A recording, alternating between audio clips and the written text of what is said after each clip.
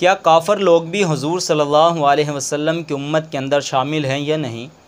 ایک شخص مجھ سے کہنے لگا کہ جب حضور صلی اللہ علیہ وسلم کی امت کے لیے دعا کی جائے تو امت محمدیہ کہہ کر حضور صلی اللہ علیہ وسلم کی امت کے لیے مغفرت کی دعا نہ کی جائے، بلکہ امت مسلمہ کے الفاظ استعمال کر کے مغفرت کی دعا کی جائے، اس لیے کہ کافر لوگ بھی حضور صلی اللہ علیہ وسلم کی امت کے اندر شامل ہیں۔ قیامت تک آنے والے تمام کے تمام لوگ، چاہے وہ مسلمان ہیں،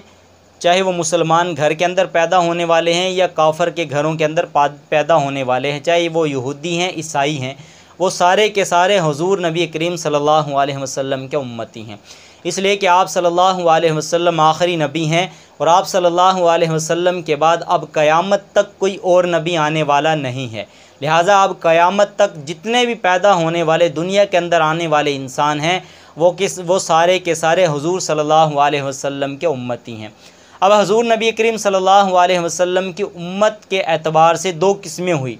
نمبر ایک امت دعوت اور نمبر دو امت اجابت۔ لہٰذا امت دعوت سے مراد وہ لوگ ہیں جو ابھی تک حضور نبی کریم صلی اللہ علیہ وسلم پر ایمان لے کر نہیں آئے، یعنی کہ کافر لوگ، یہ بھی حضور صلی اللہ علیہ وسلم کی امت ہیں، لہٰذا یہ امت دعوت کے اندر شامل ہیں۔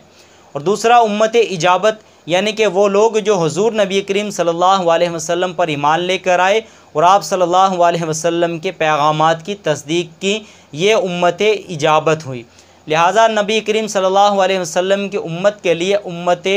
محمدیہ کہہ